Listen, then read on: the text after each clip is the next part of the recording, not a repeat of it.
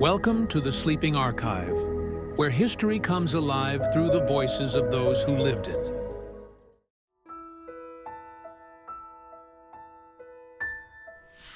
My name is William Hartley, and I'm 83 years old now.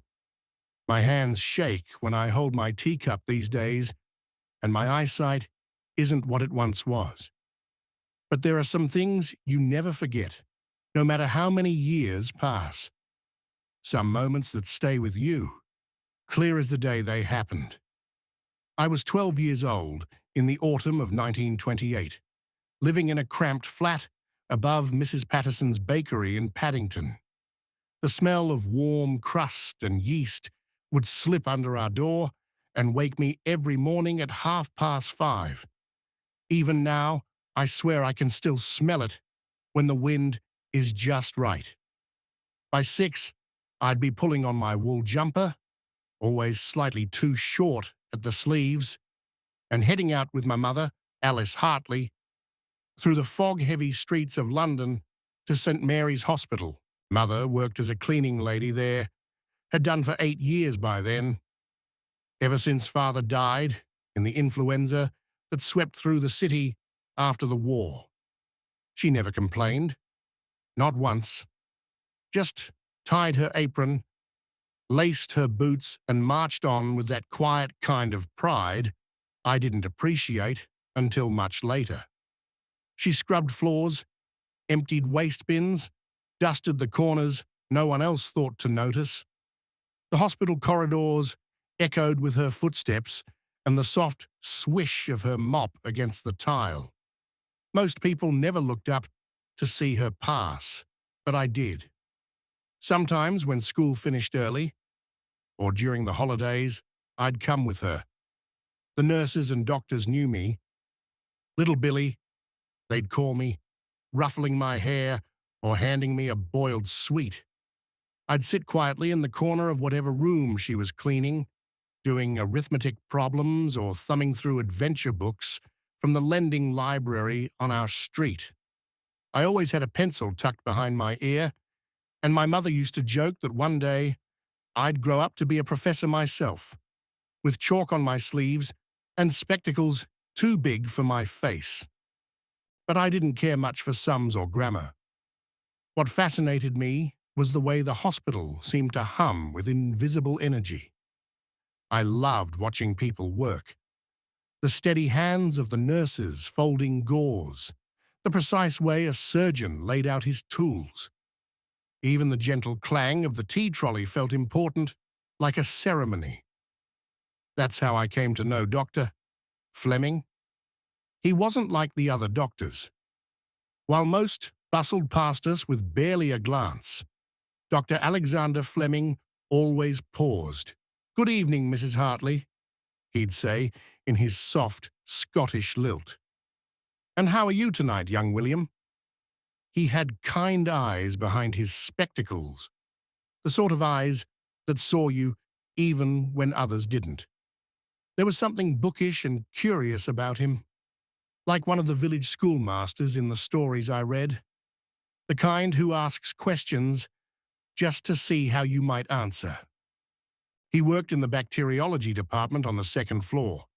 His lab wasn't like the others either.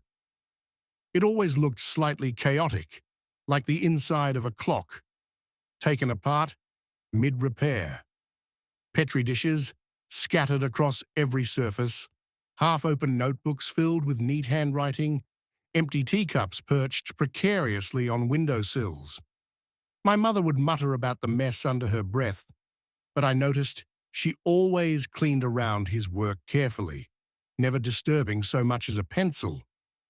"Never throw anything away without asking first, Mrs. Hartley," Dr. Fleming had told her once. "What looks like rubbish to us might be quite important to science."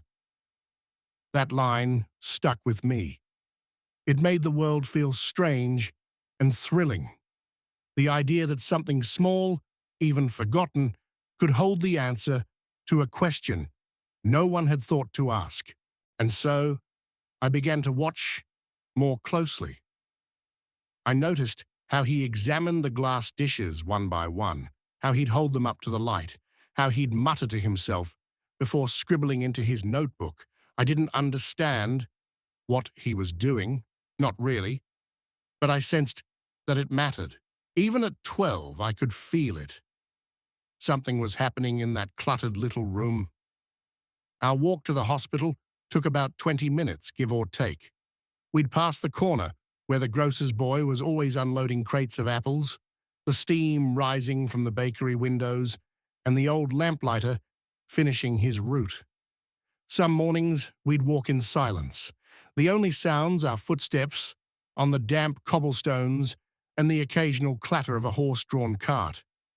Other times, Mother would tell me little stories about the patients she liked, or how Nurse Eddington was sweet on one of the junior doctors, but too proud to admit it. There was something about walking those streets with her that made the day feel gentle, like the world was slowly unfolding, and we had a part in it.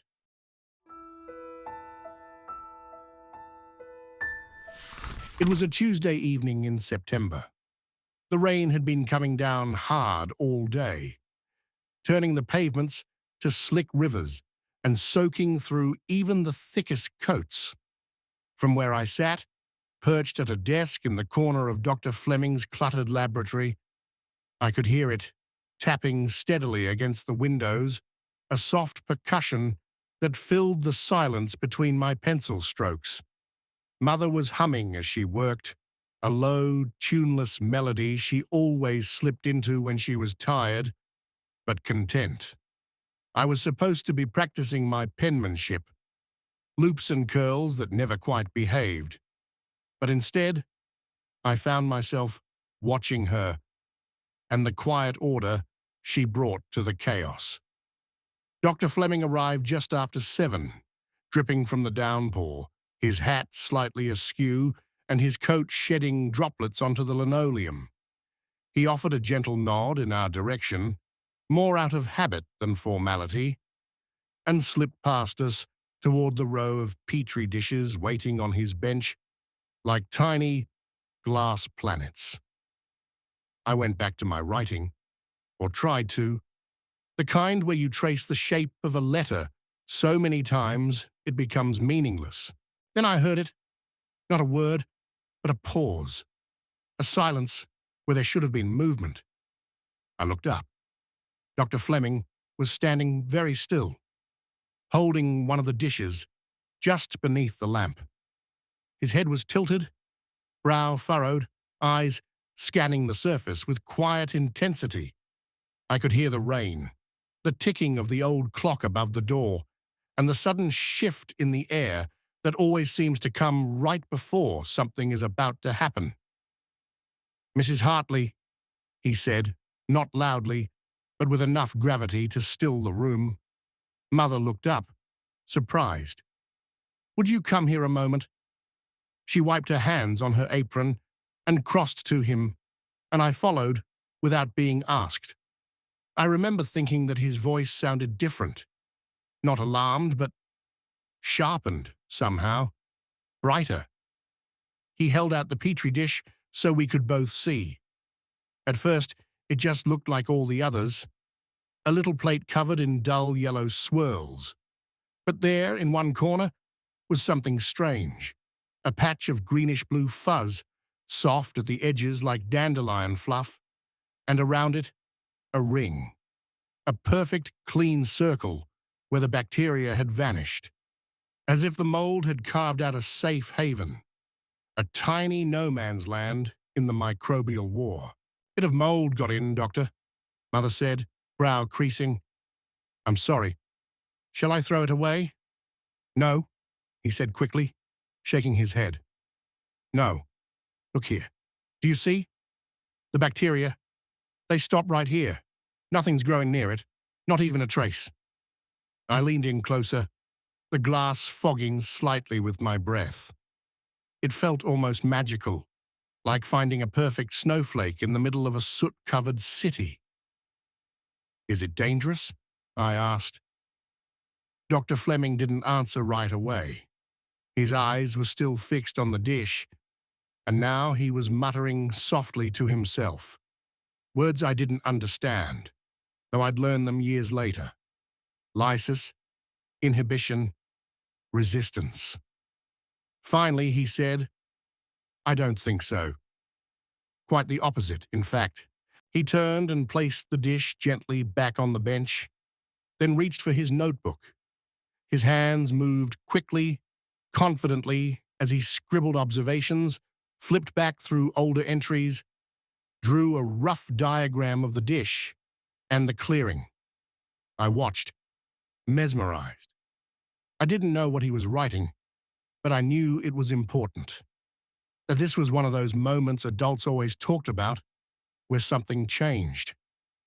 My mother stood silently beside me, watching too. I glanced up at her, expecting to see confusion or concern, but instead I saw something else, a strange, quiet reverence, as if she too could sense the shift in the room, the way the world was tilting ever so slightly. "Dr. Fleming?" I asked hesitantly. "Is this important?" He stopped writing, looked down at me with those curious eyes, and gave a small smile. "I think it might be, William. I think it might be very important indeed." He turned back to his notes, but the room felt different now. The rain hadn't stopped, the lamplight still flickered, and the same mess of papers and glassware surrounded us. But something had happened. A question had been asked, and somewhere in that dish, an answer was waiting.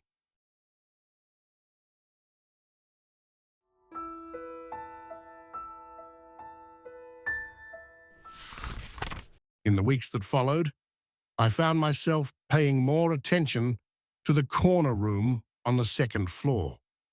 Even when I wasn't cleaning with Mother, I'd find excuses to pass by Dr. Fleming's lab. I'd slow down near the door, listen for the scratch of his pen, or peek through the glass when no one was looking. And something had changed. It was subtle at first, an energy in the way the doctors spoke to each other, in how long they lingered near the bacteriology department. The hospital was still the hospital, children crying in wards, nurses bustling with trays.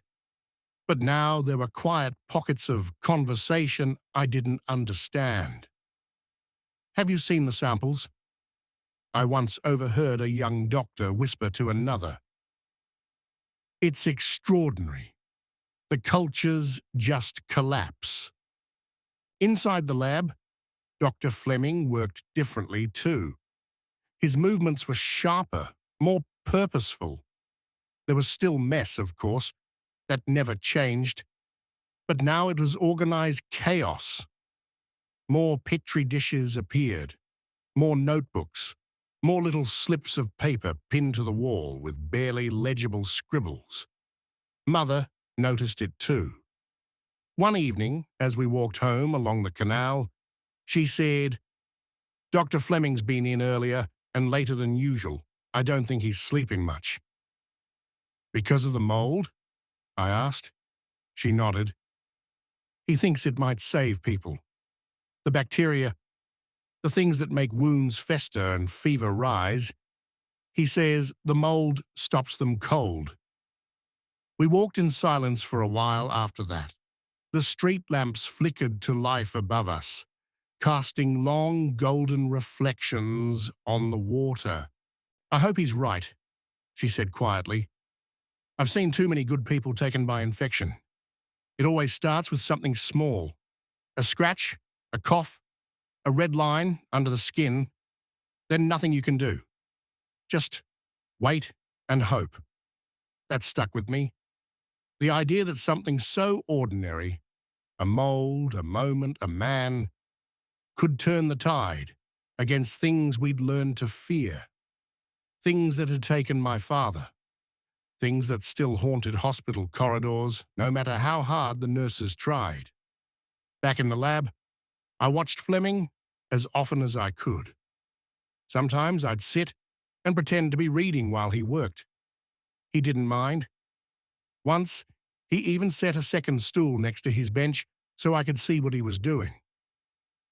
"This one," he said one evening, holding up a dish, "was infected with staphylococcus. Nasty stuff. Causes boils, pneumonia, even blood poisoning." The dish was mostly cloudy and yellow, except for a single, clear zone near a speck of mold. A ring of nothingness. "And this one?" I asked. He smiled.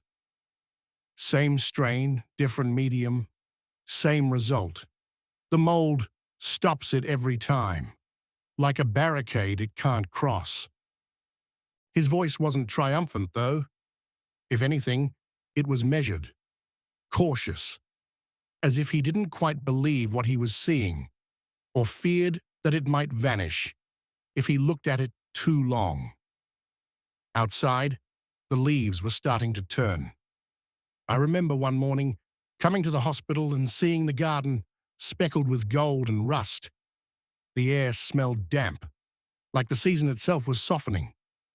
And still, every time I passed that lab, the light was on, day or night. "Come along, Billy," Mother would say gently. "Let the man work." But I couldn't help it. I was drawn to it, like a story unfolding in secret, a mystery that hadn't quite told us its ending yet.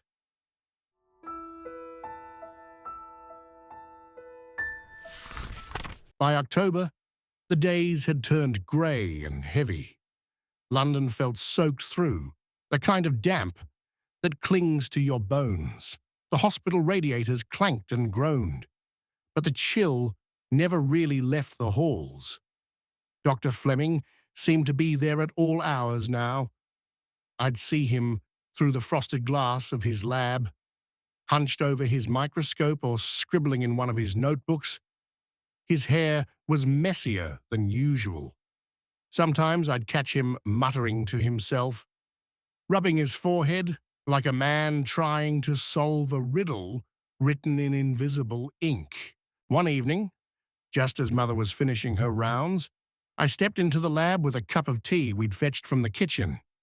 He didn't hear me at first.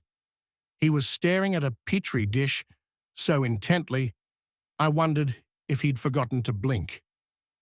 "Doctor? Fleming?" I asked softly. He looked up, startled, and offered a tired smile. "Ah, William. Thank you, that's kind." He took the tea but didn't drink, just set it down beside a stack of papers filled with dense notations. "I can grow the mold," he said quietly, as if continuing a conversation I hadn't heard the start of. "And I can see what it does. To Staphylococcus, to Streptococcus, even a few strains of E. coli. It's consistent, reliable, beautiful." He paused, frowning slightly. "But extracting the actual agent, the thing doing the work, it's proving difficult. I can't seem to purify it, not properly. It breaks down too easily. It's unstable outside the dish." I didn't know what to say, so I nodded, not out of politeness, but because I sensed that he wasn't really speaking to me. He was thinking aloud, as if saying the words might bring him closer to an answer. He gestured toward a shelf filled with flasks and stains and vials. "We have something here, William, I'm sure of it. But until I can stabilize it, until it can be administered safely, it's just a curiosity." He fell silent then, staring at one of the dishes again. The mold ring was clearer than ever, a halo of empty space in a sea of cloudy bacteria. It looked almost holy. "What if someone else figures it out first?" I asked suddenly. He looked at me with genuine surprise and then laughed, a short, gentle sound. "Well," he said, "then they'll have my gratitude. This isn't about credit, not really. It's about what it could do. Imagine it, William. A world where a child doesn't die. from a cut on the leg, where surgery doesn't carry the weight of infection, where something floating in the air might save lives instead of ending them. He trailed off, eyes distant. It could change everything. From that day, I saw him less and less in the corridors. He was buried in experiments, chasing stability, clarity, results. Once I overheard a nurse say he'd gone home and come back again in the same clothes. Mother said she worried he was pushing himself too hard. He's got that look, she told me one night as we walked home beneath the gaslights. The look your father had when he tried to fix everything at once. Some things can't be hurried. But there was no stopping him now. And yet, despite all his brilliance, Dr. Fleming couldn't do it alone.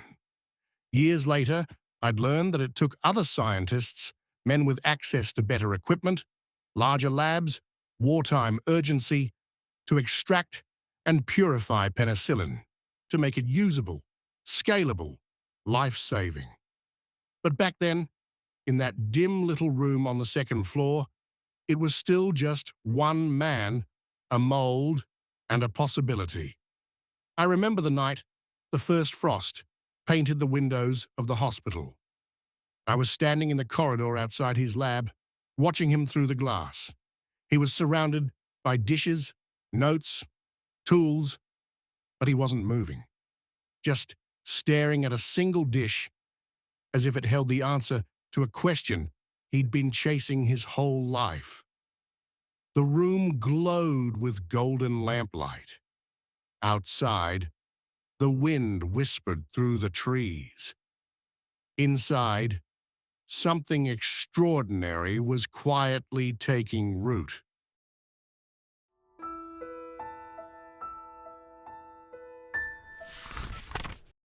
I didn't stay 12 forever, of course. Time, like water, wears down the edges of everything. By the time I turned 20, the world was at war again. I traded my books and pencils for a uniform, just like so many others. They sent me across the channel with a rifle, a rucksack, and a pair of boots that never quite fit right. France was grey, smoky, unfamiliar. The days blurred into nights, and the air carried the scent of fear and oil and wet earth. I saw things I'd rather forget. And some I never will. But I remember one moment with clarity. A boy in my unit, James, I think his name was, caught a piece of shrapnel in the thigh during a skirmish. In the old days, that wound would have festered. Fever would have followed. We'd have watched helplessly as red lines crept up his leg and into his chest. But not this time. The medic arrived with a small vial and a practiced calm. Penicillin, he said, as if it were aspirin, as if it weren't a miracle. I remember the sound of that word, penicillin. I said it aloud once, quietly, the way you might say a prayer or a name you hadn't spoken in years. Penicillin. It had made its way from that cluttered little lab in Paddington all the way to a muddy field in France. It had crossed oceans, passed through factories and hands and needles. It had become real. And it had saved James. He was limping by week's end, laughing again by Christmas. Years later, I returned home, found work in the postal service, married a girl from Clapham, had 3 children, one of whom had pneumonia at the age of 6. We were terrified, but the doctor gave her an injection and sent us home. Said she'd be right as rain in a few days, and she was, all because of something floating through a window in 1928. I never saw Dr. Fleming again after my school years. Life pulled us in different directions, but I followed his story, quietly, from the corner of the papers. I read when he was knighted, when he addressed the Royal Society, when he was awarded the Nobel Prize. He passed away in 1955. I remember the radio announcer's voice, solemn and respectful. They said, "The man who discovered penicillin." They said, but I didn't think of him as a headline. I thought of his ink-stained sleeves, his half-drunk cups of tea, his quiet voice asking, "Do you see it, William?" Yes, I saw it. Now at 83, I walk a little slower past what used to be St. Mary's. The building's been modernized, rebuilt. The old lab is gone. But sometimes in the early morning, when the light hits the pavement just right, I imagine the ghost of that window. Imagine the air carrying spores once again, brushing past notebooks and settling gently into the cracks of discovery. And I think about all the people who never knew his name, the babies who lived, the mothers who recovered, the soldiers who came home, people who never saw the mold, never peered into a dish, but who owe their lives to what was found there.